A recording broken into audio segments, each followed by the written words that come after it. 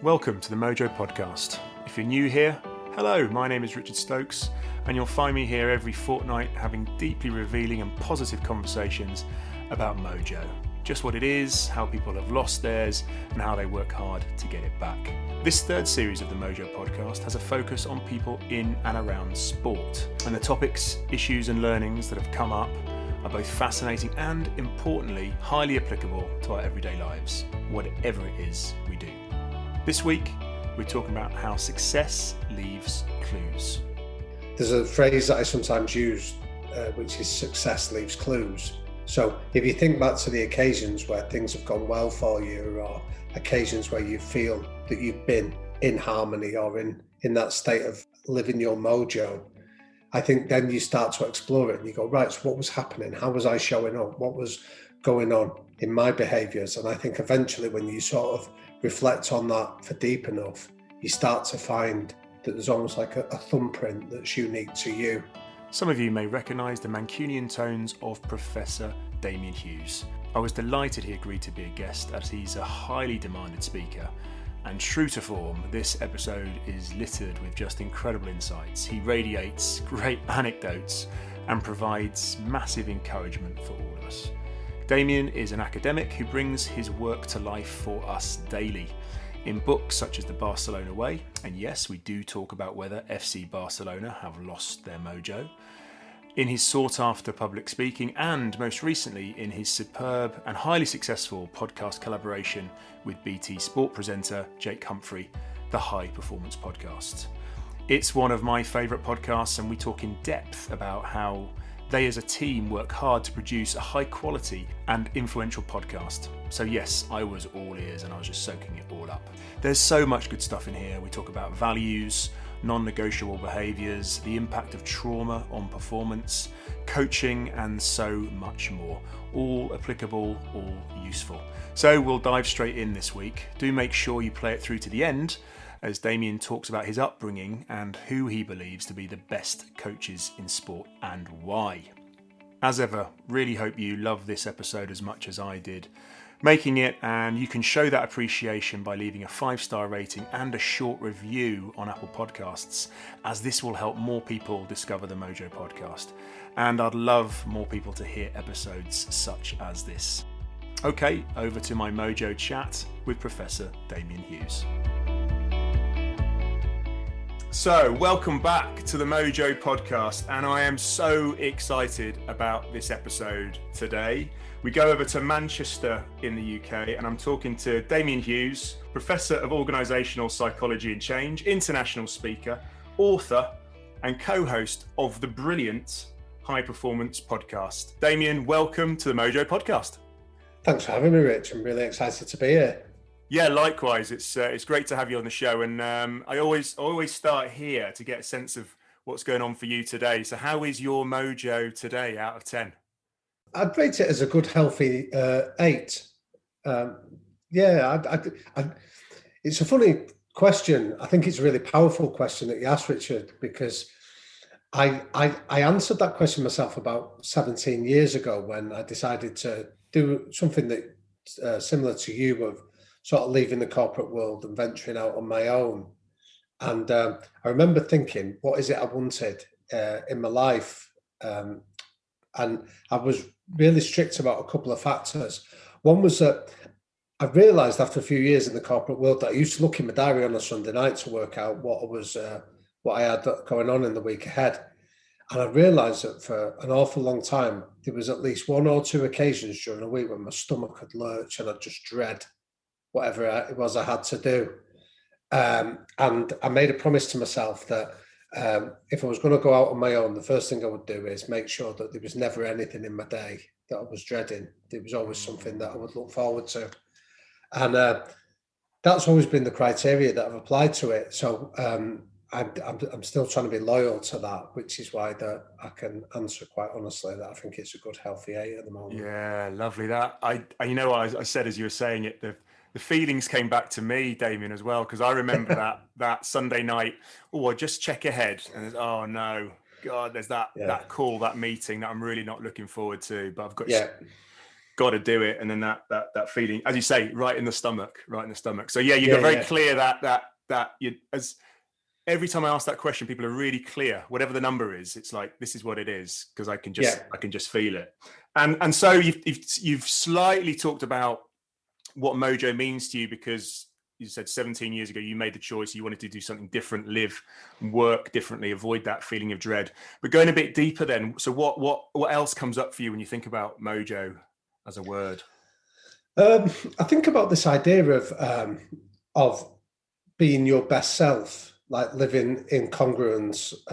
I sometimes refer to it as the Gandhi test. It was Mahatma Gandhi that made the comment that for harmony to happen, or for mojo in this language, your thoughts, your words, and your actions need to be aligned. So I often think about, I relate it to a phrase that you mentioned, the podcast, but a question we often ask there is non-negotiable behaviours. So when I think about Mojo, I think, are you living in congruence with your non-negotiable behaviours? So I've got three. Right. The first one is about being kind to myself, because I think when you do that, it gives you the capacity to be kind to others, treat others with empathy and respect and decency. The second one is about having a laugh, having fun in whatever you do. Because again, if you think back to lessons that you had at school, the lessons you enjoyed were the ones where there was humour, there was fun, there was engagement going on, which meant that you were learning so much deeper. So having fun is a non-negotiable. And then the third one is aiming to make a positive difference in every interaction. So my dad used to say to me when I was a kid, he used to say, if your presence doesn't make an impact, nobody will be bothered about your absence.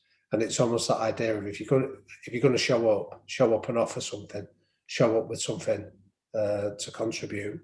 So they're the three things. And I think if you can live in congruence with those and aim to keep them at the forefront of your mind and show up and do that, I feel that's where your mojo starts to come alive. Brilliant. And I love that, just that depth of self-awareness that you've got there, and how you're living it. It's every day. It's not something it sounds like you're not delving into a box and go, let me just go and scrabble around for my key behaviors here. It sounds like they're there all the time for you. Yeah, but that's not, but that's come almost by trial and error in a lot of the time. It's sometimes, getting put on your backside, making mistakes, having times where you lose sight of them. And I think there's a phrase that I sometimes use, which is success leaves clues. So if you think back to the occasions where things have gone well for you, or occasions where you feel that you've been in harmony or in that state of living your mojo, I think then you start to explore it and you go, right, so what was happening? How was I showing up? What was going on in my behaviours? And I think eventually when you sort of reflect on that for deep enough, you start to find that there's almost like a thumbprint that's unique to you. And then it's about almost having the courage to make sure that you do that, and equally you walk away from situations that compromise those behaviours as well.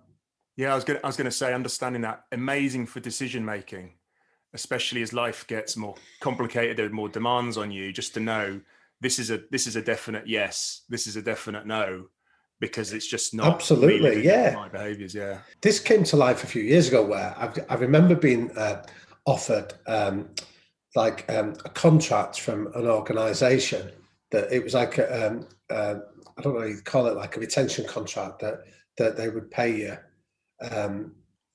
like every month. And I remember saying to them but it was like, I didn't enjoy the work, but they were like, but it gives you security. And I was like, security isn't an important value for me. Yeah. And I understand why you're offering it, but it's a values clash. It's not that if I wanted security, I'd be living a different life than the one that I am. Yeah. And I think when you realize that often our clashes don't have to be personal. They don't have to be because I don't like somebody. It just means that we've got a different set of trademark behaviors that are important to us, and therefore I think it allows you to make clear-headed decisions, because you just go, it doesn't allow me to be congruent, and you won't get the best out of me by bringing me into this environment on those terms. Got it. And what comes up for me there is like to talk to principles. Was it a principle isn't a principle until it's cost you some money, and that probably cost you a little bit of money at the time, but it was more of I guess a lesson. I was living my values then, and I was being true to myself. Yeah, but again, it comes back to that you only know that through living it. Like I like that makes me sound like walking away from it. I hope it doesn't come across as arrogant, but I've done that where I have compromised and found myself not enjoying an experience, and then equally, I think because I'm not enjoying it, the person that's brought me in isn't getting value out of it either, because they're almost buying my head and not my heart as well. Yeah. So therefore, I think it takes a lot of reflection till eventually you go, you know what, let's be really clear about this, and that way it just removes any ambiguity from your world. Yeah, exactly. And getting into shifting gears slightly, because I'd love to come and talk about the podcast that you and Jake do, the High Performance Podcast, straight off the bat. Yeah. Talking about where you are, it sounds to me, living your values, and you are in flow and you are enjoying it, is when you're sitting down with these amazing athletes, entrepreneurs, creatives. You've had, I think you were saying 50 odd amazing guests so far in the podcast. And just, I know you're not going to bang on about this, so I'm going to bring the numbers. Over 3 million downloads so far, which is amazing. The number one sports podcast in the UK and in many other countries as well, which I think the international breadth of it is incredible too. And regularly in the top 10 of all UK podcasts. It's going amazingly. So what's that doing? What's that doing for you, Mojo?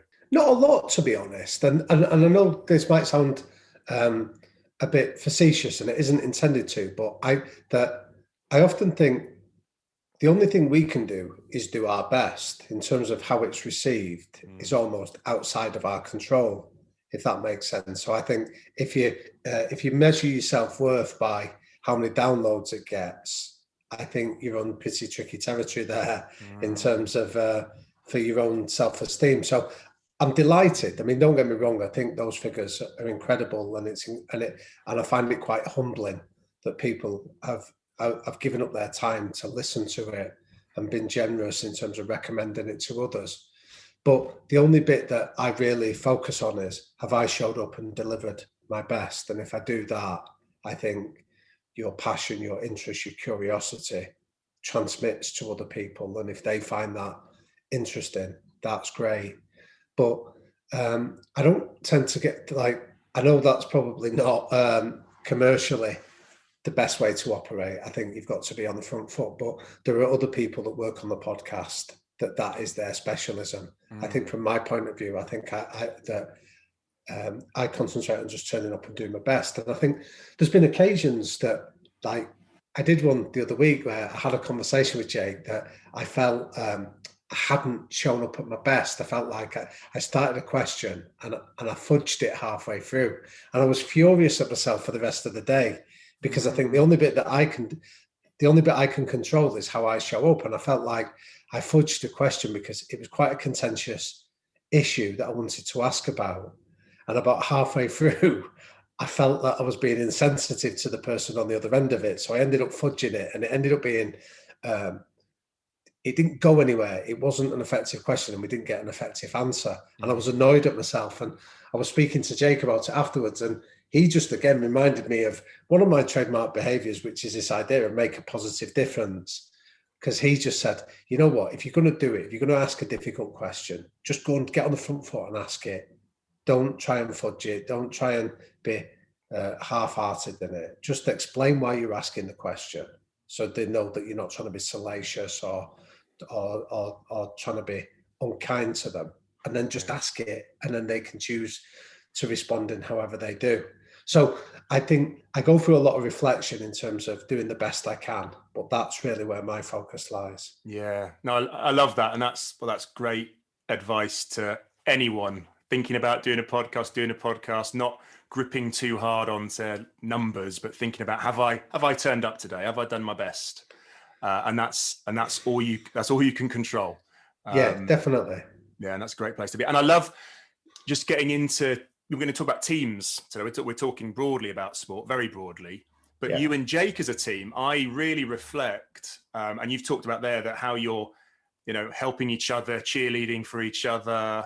But what you both bring is, I love this balance of, obviously you've got the rigor in the academics, but it's what I love. It's very applied, very applied to what's going on.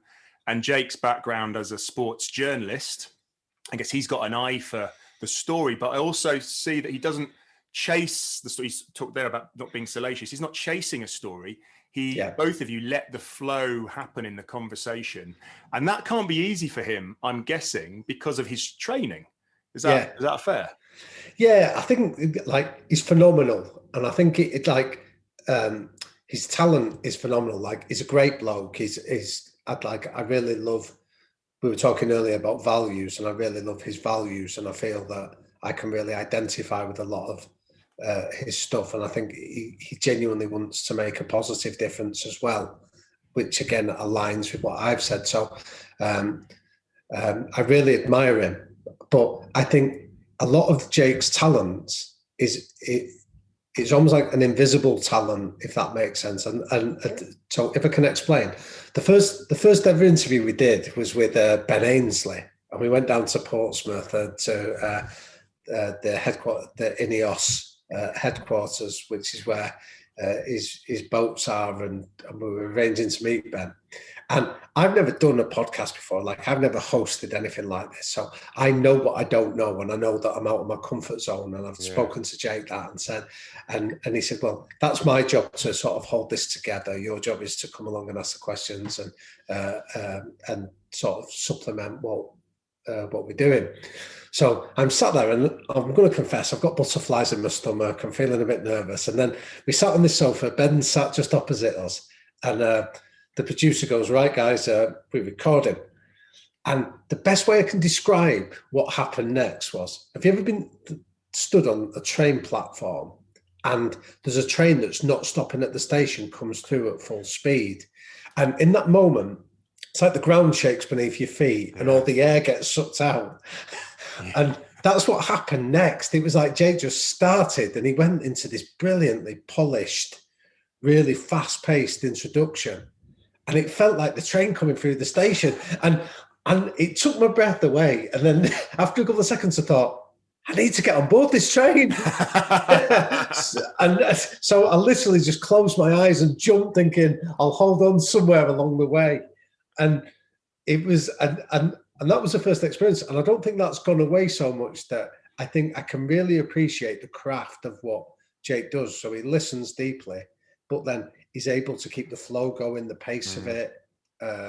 He's generous in terms of bringing me in to make sure that there's a balance and make sure that if he thinks I've got something to say. So there's a real talent to what he does. And I think you don't appreciate it don't fully appreciate it until you sat up close and you can almost see that invisible scaffolding that holds it all together. And I think that's a real talent that Jake has. But I think, just like I say, his values are incredibly decent. He's kind and he wants to make a difference. And so I think when you have that sort of values match, I think that's where you can sort of disagree on something, like when I gave you the example of that question. So that to me was like a task disagreement, because the way I executed the task, I'm happy that Jake can challenge me and say to you could have done that better, or we can improve on this. But in terms of as a person, I think we both come from a similar place in terms of wanting to do the best we can and make a positive difference for people. And bringing it, slightly back to sport, because you are talking to a lot of sports people who, I guess, they're very, sports people these days at elite levels, high performing levels. They have to be very media savvy, and there's training and there's advice, and there's probably, oftentimes someone sitting at their shoulder, don't answer that, do you answer this? But yet you're both, I think, through the way you do it, through your values, are able to draw out this incredible humanity from your guests. What have been some of your, thinking more about the sports people now, what have been some of your observations of what have you seen that's come out? What are the themes? I mean, that's a brilliant question, Rich. I think a theme that we've not necessarily explicitly spoken about it, but I think it relates to what you've said in terms of the generosity of our sports guests is it's built on trust. So when we started the series, what we did was Jake and myself called on people that we had a relationship with, that like people that we knew. So for example, Tracy Neville is somebody that I'd worked with for about 3 years, and I know Tracy and I really admire her. Or Ole Solskjaer is somebody else that I know. So, and Jake knows, say, Robin Van Persie or Sean Dyche or Rio Ferdinand, for example. Yeah. So there's some of the sports people that between us we knew. So what we did was we had a relationship built on trust. So when we approached them and said, we'd like to talk to you around high performance and what you've learned on the journey and the principles that other people could take away, I think we had that relationship where they knew we weren't trying to stitch them up. We weren't trying to make fools of them. We weren't looking to expose inadequacies. We were trying to understand learnings. And by definition, to learn something, you've got to have made a mistake. It's not all gone linear. So I think that's how we started the first series, by drawing on relationships where trust existed. And I think what's happened as a consequence of that is that other sports people, because we know, like, we get messages from lots of sports teams or individuals, like from dressing rooms who are using it as CPD in like Premier League clubs. And wow, like a friend of mine with one international rugby team in the Six Nations at the moment sent me a picture from the team room on Friday night before they played, where they were listening to one of the podcasts, some excerpts. So we know that within sporting environments, it's being listened to and reflected on and learned. And I think what that's doing is people are trusting what we're trying to do with it. So I think by definition, others that then come on that maybe we don't know have got a sense of psychological safety that they're coming into that environment and we're not trying to kipper them or stitch them up. So I wouldn't underestimate in any context, but sport in particular, with, like you say, these guys are media trained not to slip up or not to make any faux pas. I think when trust exists there, I think that allows people to relax and be a little more open. I mean, another thing that we do is we offer people the chance that say to them on reflection, if there's any edits that you want to make, please feel free to do that. Because again, like Jake said it to he said it to a few of them, that we're not looking for tabloid headlines in this, that we're not going after the easy story. Yeah. So we've had we've had a few criticisms from people that, like, we did the boxer a couple of weeks ago, Carl Frampton, and when we were talking to him, there'd been a panorama program on BBC a few weeks earlier about a guy that runs a boxing promotion that has been linked to the drug trade and things like that. Yeah. And we got quite a lot of criticism for, like, why didn't you ask him about that? And the point is, but that's nothing to do with high performance. That wasn't what we were talking to him about, his career and the lessons he's learned of winning world titles, losing them and things like that. So we're not like a panorama documentary. We're not trying to uncover criminal links if there are any. And my point was, if, you know, like to some of the critics, it's like, well, you ask him then. If you're that passionate about discovering the truth, I'm sure if you contact him, he'll furnish you with an answer. Yeah. But from what I can understand, he's already answered it and said, and so he's not going to give us anything new or different on that. Yeah. What I love about that is you and Jake are crystal clear about what the values of the podcast are. You know, your personal values, but you also know what this podcast is about and how you get the most out of it and your guest is by honouring those values. And well, I'll give you an example. Like when we did Jonny Wilkinson. Oh yeah. So Jonny came along, and his very first response, the first question we always ask is, what is high performance to you? And his answer was, I can't answer that question. And we're like, whoa, okay, right, where's this going to go? And then he took us off on a journey that I was just so humbled that there's a guy here that's reached the summit of his profession. And he was like, I don't want to talk about rugby, but I'll tell you about my mental health challenges. I'll tell you about the dark places that pursuit of excellence took me to and the damage it caused. And, you know, he used quite an emotive phrase where he said, I didn't enjoy my career, I endured it. And you go, wow, okay, this is really he apologized for a book he wrote in 2004 because he says he believes that it caused a spike in mental health issues amongst young men. And you go, wow, this is a bloke here that's really giving you something very different. Yeah. And we literally sat for an hour and a half, and he was so great in sharing it. And at the end of it, it was only then did he say, please don't edit this to make me look a dick. Because he was conscious that you could have taken comments out of context, you could have edited it for controversy and things like that. Yeah. And what we did was, when we sat down after Jonny had left us, we made the decision that normally we try and edit it so it comes in certainly under an hour, but around 45 minutes to an hour. And we took the decision then, said, let's just put it out in the full hour and a half entirety. So with no edits, no changes at all. Let's just put it out so that we honour the trust that he's given us. He's just come along and given us trust without any requests. So we said, let's honour that trust by almost just taking what he's given us and sharing it with people. And then there's no misunderstandings that people could go, oh, you misinterpreted what he said. No, here's exactly what he said. And this is what we agreed to put out there. So I think stuff like that, I think, again, it goes back to the first question that we were talking about on this, Richard, that when you're clear about what you stand for, it helps your decision-making to be able to be applied with a little bit more clarity.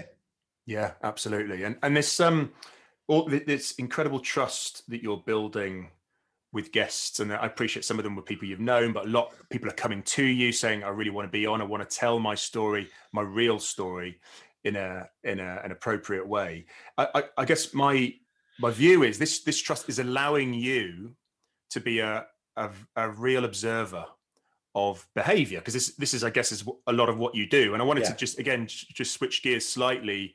And I wanted to talk a bit about Barcelona. Okay, The Barcelona Way. So I read that a couple of years ago. I heard you actually on another podcast, Bruce Daisley's Eat, Sleep, Work, Repeat. Oh, yeah. Fabulous episode. And I was like, I remember I was listening to it and I was driving. So I've got to stop driving because I need to make notes. On this podcast, I got to stop. Yeah. And the book is actually behind me, and no word of a lie, most pages are turned down because I'm making notes, or I've made notes, and an amazing book. But I suppose the question being, how have you got so close to, this Barcelona is not just a team, an organization, it's kind of like a religion. It's the region of Catalonia, but you got so close to what was going on there and understanding, I guess, the truth. How did you manage to do that? Well, first of all, thank you. I really appreciate your sort of kind and generous comments on that, Rich. Again, I'd come back to that word trust. So I was conscious that I was an outsider, and there was no reason for people to open up and share it with me. And there was a really nice story about it, that I was doing lots of the research from outside, but conscious that I was thinking I need to speak to people here and verify what I'm observing and what evidence I'm getting was actually their intent. And I remember one day I was getting really frustrated because I was getting rebuffed by different people that say, no, they won't talk to you about that, they won't do this. And I went out for a run just to clear my head, and I thought I'll go out for a jog. And I sort of came back, and I literally got back to the door of my house, and a name popped into my head of a guy that I'd done some work with in a Premier League team a few years earlier. So I'd done some work with this one particular team in the Premier League. And long story short, I was given a contract, and circumstances changed within the club that meant that my contract, I could have been paid up for it, but they didn't need me. And it was evident that they didn't need me. So I went to this particular guy at this club and said, listen, let's just rip up the contract. And he was like, but we're legally obliged to do it. And I was like, listen, we're all grown-ups here. Situation's changed. There's no malice. The situation's changed through no fault of anybody's own. So there was a change of manager and a whole heap of different things. And I said, let's just be grown up. Let's just knock it on the head. And this guy said to me, he said, nobody does this in football. And I said, that's why I don't work in it. I tap into it, but it went back to my trademark behaviours of I wasn't going to offer value. So I said to this particular guy, I said, listen, maybe you can help me out one day. And I said, but let's just part as friends and do it that way. So I'd had this conversation about 5 years earlier, and I got back from a run and his name popped into my head. So I sent him an email very quickly. I just said, is there any way that you know this guy called Ferran Soriano that was chief executive, been the chief executive of Barcelona, he's now at Manchester City, and he just doesn't do media interviews. So is there any way you can speak to him and just explain what I'm trying to do and ask whether I get any time? So I went upstairs for a shower, and literally I'd come back down, and in the 20 minutes or so, there was a message on my phone from the guy I'd emailed saying to him, I'm on my way to dinner with Ferran at the moment. Right, this is how the world works. Wow. He said, I'm on my way to dinner with him this evening. Of course, I'll ask him for you. So within 24 hours, I had Ferran Soriano's PA get in touch with me to say, when do you want to meet? And that was almost like the lead domino. That when Ferran met me, he then introduced me to Cheeky Bagheera, and then players were prepared to start speaking to me, and it happened in that way. But again, it was a neat story of something that it was like being true to your mojo 5 years earlier. Yeah, like there was never any intent of this might come back and help me, but it was just about just do the right thing. And I was fortunate enough that the universe conspired to help me 5 years after that. I love that story, Damian, because of that timeline of you, again, as you said, I lived by my values. I was true to myself. I kept my mojo where it needs to be by making this decision, parting as friends. And as you say, what goes around came back around 5 years later, and you're getting these amazing intros. And hearing you say the universe, I love that as well. You know, trust.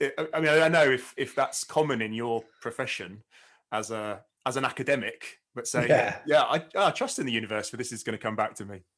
Well, I think about it like we interviewed on the podcast Matthew McConaughey, and he was speaking in those terms, and it really sort of resonated with me that he talks about don't leave any crumbs.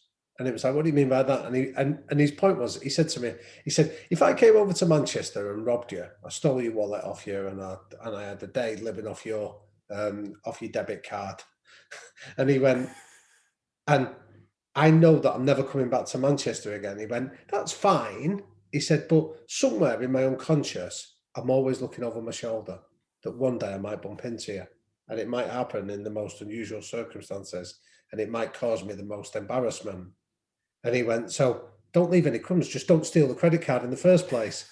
Do you know what I mean? He's like, don't be a dick. You could sum it up with them.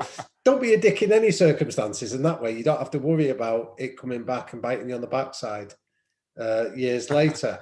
And I just think, and that's why I think what you do in terms of your executive coaching of just helping people find that mojo of answering some of these questions that we often don't get time to do. It's not that we don't have the inclination often, it's that just having the time to stop and somebody prompts us with questions like what I know you do is such a powerful way of then setting up our lives so we're not leaving any crumbs behind. We can, in the moment we're in with the information we have and the tool and the resources at our disposal, we're doing the best we can.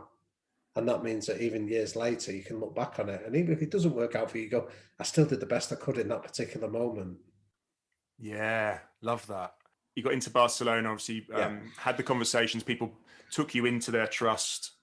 You're able to write the book and really understand what they'd done. Now, going through the book, that would be a whole podcast in itself. But I'm just interested in your observation of, Barcelona as a team, when you were with them and working with them, observing them then versus what you're seeing now, because this is it's the same team. A lot of the same, maybe some of the same players like Messi is kind of still there, but it strikes me, I'm going to use the word, it seems they've lost their mojo. Yeah, it's a really good question. I think if you go back far enough in their history, they've had periods like this in the past. So you look back in 1988, there was the famous issue, they call it in Barcelona, the mutiny of Hesperides, after the hotel where the players came out and threatened to go on strike because of a tax issue, that they said that the club should have paid a tax bill for them. And literally the next game after this famous declaration, they played Real Madrid at the Camp Nou, and the Barcelona fans booed their own players against their biggest rivals. And there was signs up calling their own players money grabbers. So as a response to that, what they did was they brought in Johan Cruyff, and he came back and just laid down this blueprint of culturally, these are the rules of the game. These are the behaviours of humility, hard work, team first. Yeah. This is the style of football. So Cruyff came in, and they almost followed that blueprint for the next couple of decades. And then Rijkaard came in. He won them the Champions League. He was incredibly successful. And then the 2 years after that, according to different people at the club, they just said their intensity fell off. There was almost a little bit of complacency. They just thought it was going to go on, and things went badly wrong. So what they did is, in response to that, they brought in Guardiola, that came back and laid down the blueprint again and just reminded them, remember, this is what makes us successful. This is how we did it. And they've had that golden era of the last decade or more following that blueprint. And I just think that it's a really interesting situation that success can often be as big a problem as failure in lots of businesses, because there's that old saying, isn't there, that success has got many fathers and failure is often born a bastard. Yeah. And it's that idea that nobody wants to hold the failure, but everyone wants to claim credit for the success. And I think what that can often do is it dilutes your focus on what's important, what the blueprint is. When we've been successful in the past, what is it? So I'm not close enough to say that's what's happened, but it would certainly appear that way from a distance, that they've almost lost sight of the principles that made them successful. So even little things like the debate about Messi, I think you can trace that back to a few years ago when Messi was involved in that tax case, and Barcelona came out and said, we are all Messi. And you go, well, hang on a minute. As a club, you represent the region of Catalonia to both Spain and the wider world. And this is a guy that in a court of law has been alleged to have been withholding taxes or whatever it was from the region of Catalonia. And yet the club that's supposed to be a symbol of that comes out and supports an individual over state in a court case. I just think that then goes from being a commitment culture to being a star culture, where a few people describe it as the Messiocracy. So it's almost about keeping Messi happy. And last summer, when there was the breakdown in relations and there was the huge debate whether Messi was going to leave or not, that to me was an organisation that was unhealthily reliant on one individual to stay, rather than just having the faith that our values are going to remain true and we'll find a way of being true to our values, rather than responding to the whims of a couple of individuals. So my guess is that I think what will happen is they'll go through this period of turmoil that they're experiencing. And then I think you'll probably see somebody like Xavi or Iniesta come back in the capacity of a head coach, and they're proper Catalans come in, lay down the blueprint in a similar manner that Guardiola did before him. Yeah. I think you'll see them rise again. But I think it's almost like that ability. Charles Handy talks about the U-curve, that you have to reinvent yourself before the curve dips back down again. And I think that's what they failed to do from the outside, but I'm confident that they've got the blueprint there. It's almost within the culture.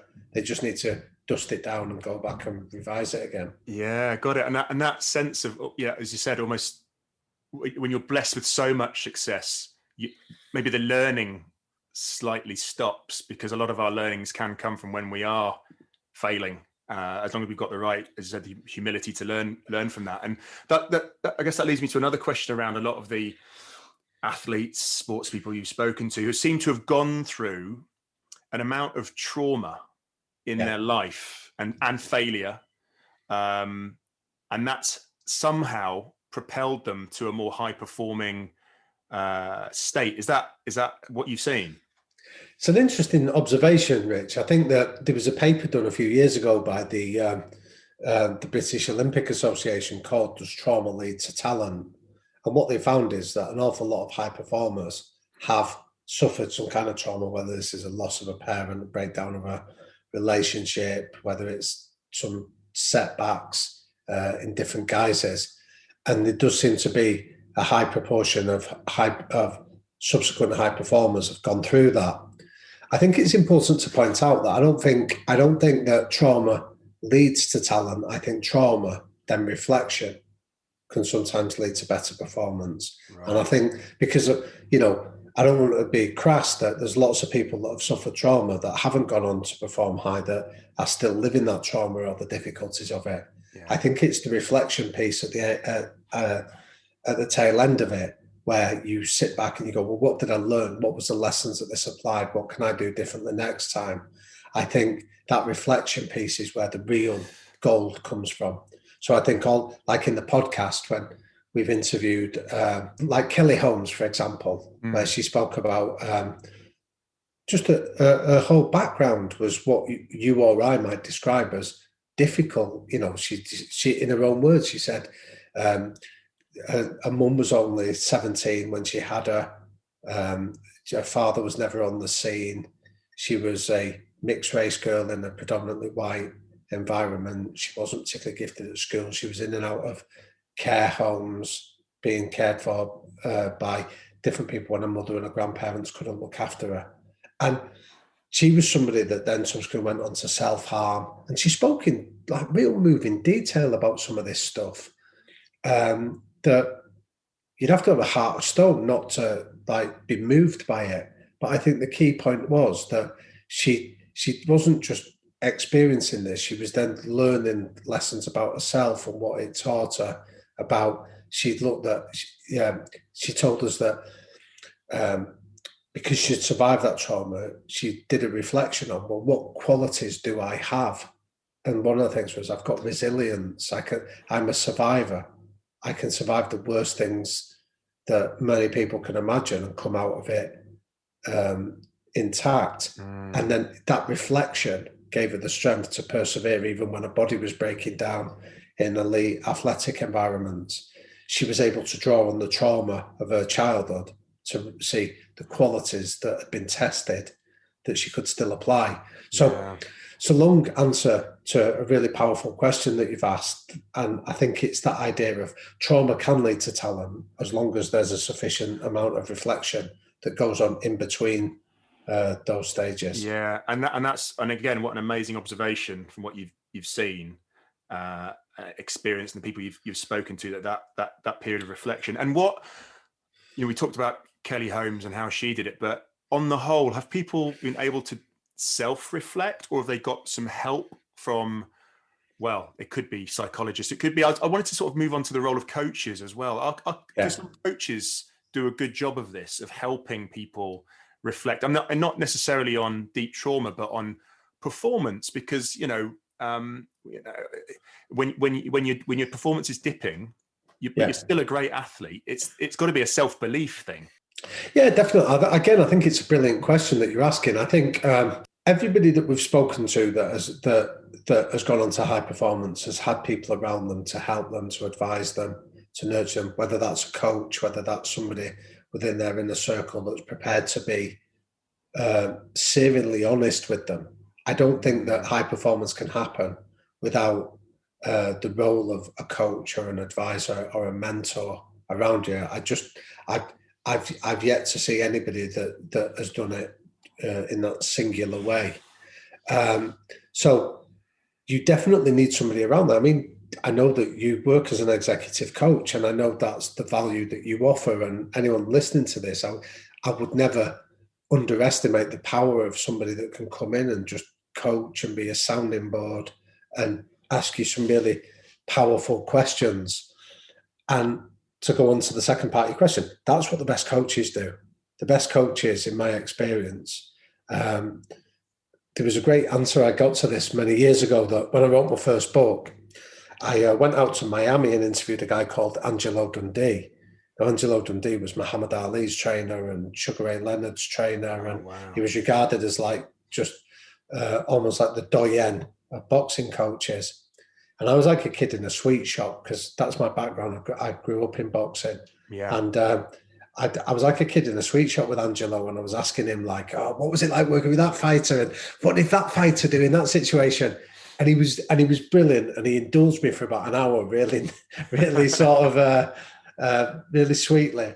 And after about an hour, he went, Damien, he said, I think you're misunderstanding what I do. And I was like, oh, why? What have I misunderstood, Angelo? And he went, I don't work with fighters. He said, I happen to work with young men that fight for a living. And in that one sentence, he summed up what I think was the power of what great coaches do. They don't teach a sport, they teach people that just happen to play that sport.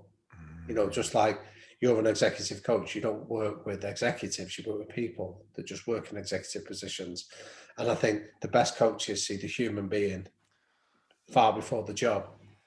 That is, and yeah, so powerful. And that just what's coming to mind for me is I'm, quite early on in this series talking to sports people, but all of them have just talked about wanting to be seen as a human being, as a person, and that's when they're at their best. And I think this can be, the sporting public when we're watching from afar, and sometimes people are tweeting really hideous things as well about people going out doing their job. But we see them as something different. We as soon as they put on the uniform, the shirt, they become this thing, the athlete, and they're not the person. But they remain. They always have been the human being. And I say that's a great thing that coaches, the best coaches, get that. Yeah, definitely. I sometimes I do a test sometimes with I tend to do it with young coaches, but it came from an experience years ago where I was working with a head coach of a particular team, and he described one of his players as a dickhead to me. Right? He said he's a dickhead. And my question was, is he a dickhead, or is he just a dickhead for you? And he went, what do you mean? And I was like, well, it's a genuine question. Do you think he genuinely displays dickhead tendencies in every aspect of his life? Because he might do, I don't know. Or do you think he just behaves like a dickhead when he's around you? And the coach was like, I don't know. How would I know? And then we came up with what I call the dickhead test, right? Although in certain company, I might make it applied to response. But just asked him a series of questions. I went, what's the name of his partner? What's the name of his kids? How old are they? How are they getting on at school? Where's he going on his holiday when the season finishes? How's the health of his parents? And it was all questions that were all around just a human being. And the coach was working with went, I don't know. And he knew at a very shallow level a couple of the answers, but beyond anything else. And I went, maybe he's just a dickhead for you then. Because there's no value in the relationship. You've not given him any value as a person. So he doesn't value investing in this relationship. And it's a test that sometimes applied, mainly to young coaches, that say, just get to know them as people before you try to then coach them and give them value out there on the training field. Yeah. And what a great lesson that is. Because I guess imagine when you're starting out as a young sports coach, you're gripping on so tight to the result, to the performance, that you maybe don't have that trust to sort of let go and if I get to know the person, understand the person, coach the person, I'm going to get a much better performance out of them. I guess that's some maturity in that. And so from a coaching point of view, you've worked with loads. Who's the best? Who's the best you've worked with? That's a difficult one because there's so many of them that are brilliant. And often, like, if I can explain a bit about my background, because I'll answer the question, but I'll give you a bit. Yeah. But without giving you context, it appears like I'm biased, right?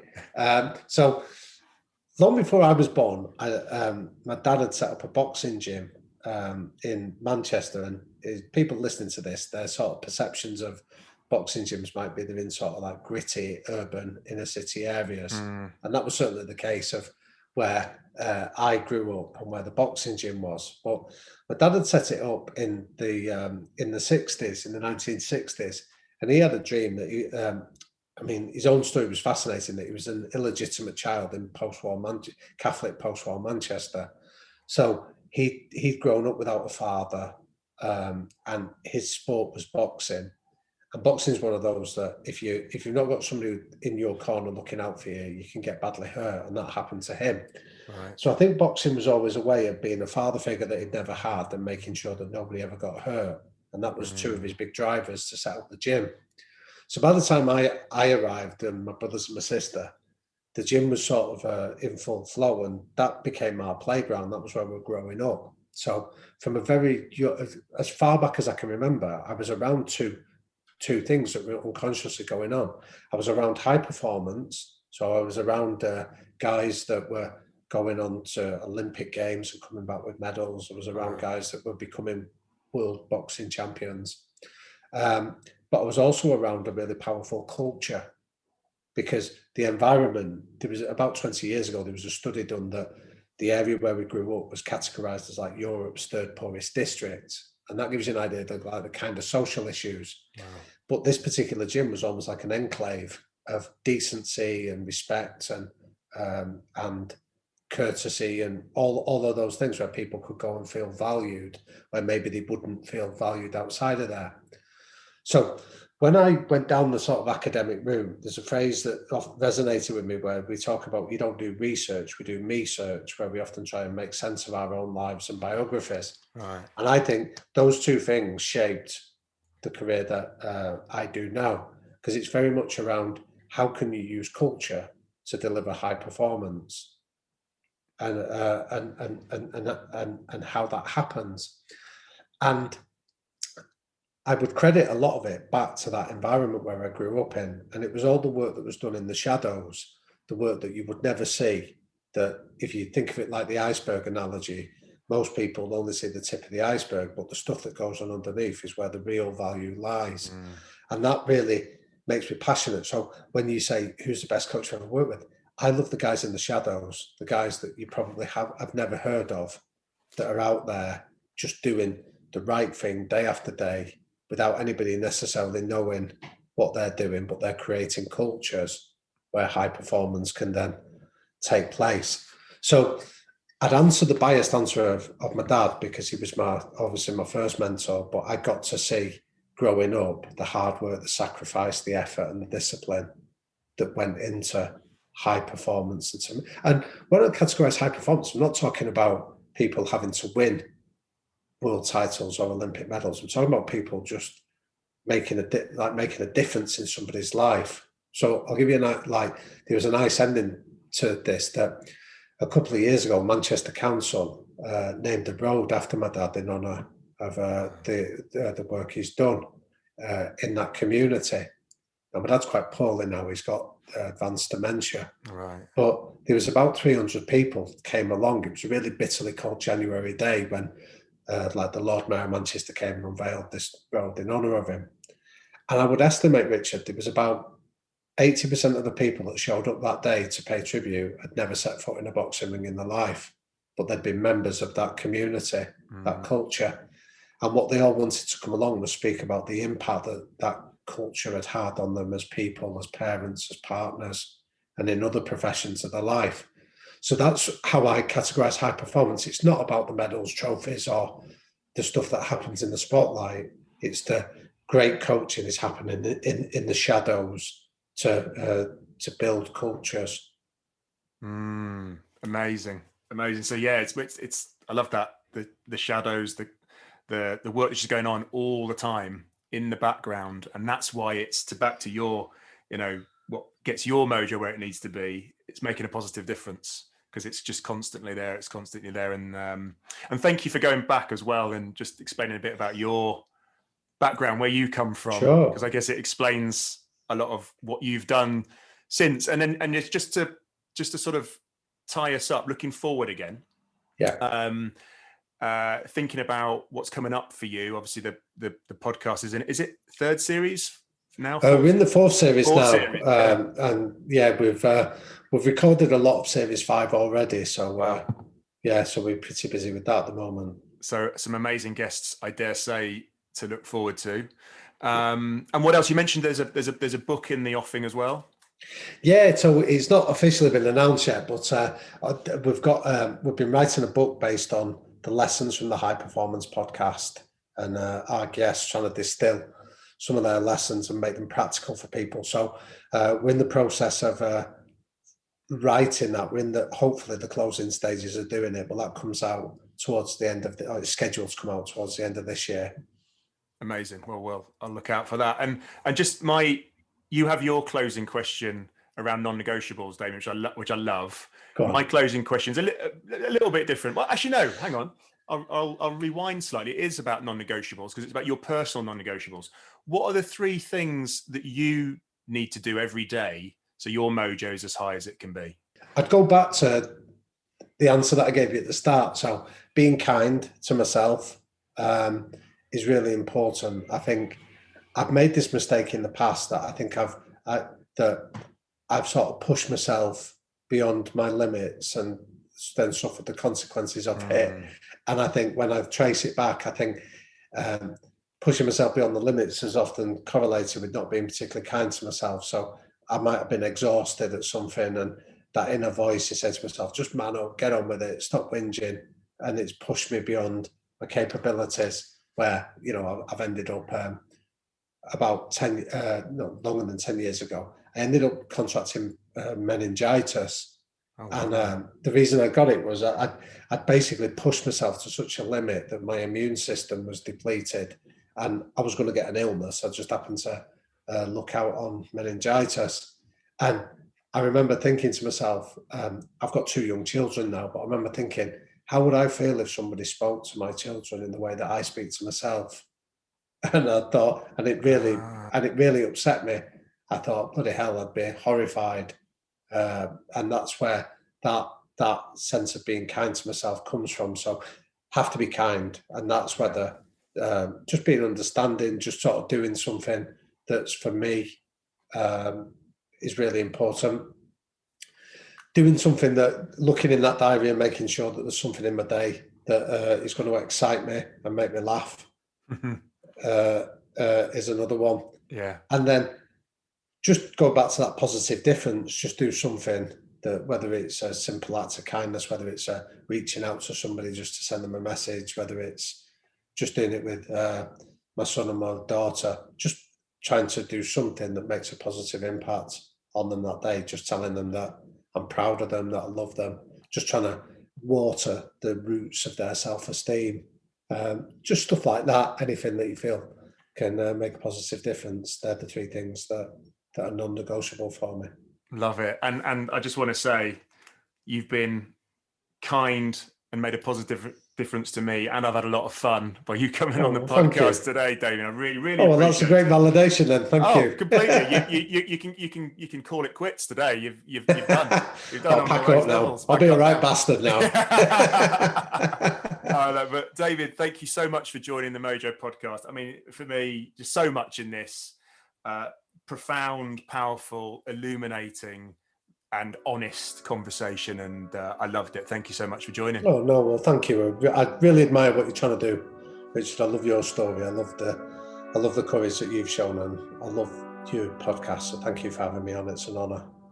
Can you tell just how much I loved that conversation? He's something of a legend for me, Damian, even before I met him. But what a lovely guy. And to meet someone with that amazing balance of very high IQ and EQ is such a rare thing. Now, if you haven't got into the High Performance podcast yet, I highly recommend it. The Jonny Wilkinson episode will blow your mind. And as Damian mentioned, the book of the podcast is coming out in December, at the end of this year, and I'm pre-ordering as we speak. So much in here, as I promised you. So I'm going to go back to the theme of the episode as my main takeout, and indeed maybe an action for all of you. And just remembering that success leaves clues. So make sure you notice your successes. Take time to celebrate them, the big and small. Notice what was going on. Who was with you? Why were you showing up as the best version of yourself that particular day? Get feedback from people who witnessed the success. Write it down, keep it somewhere, and go to it when you're in need of a little bit of positive reinforcement, which frankly, we all do from time to time. Okay, there are more details in the show notes about Damian and how to find out more, and links to his podcast, for example. The Mojo podcast will be back in 2 weeks' time with more revealing stories and inspiring content. So do hit that subscribe button to get a notification of the new episodes, and please do take a little time to leave a 5-star rating and give me some clues of my maybe success, and write a short review, please, on Apple Podcasts. As I say, it really helps more people discover the Mojo podcast. Okay, until next time, I hope your mojo continues to flow.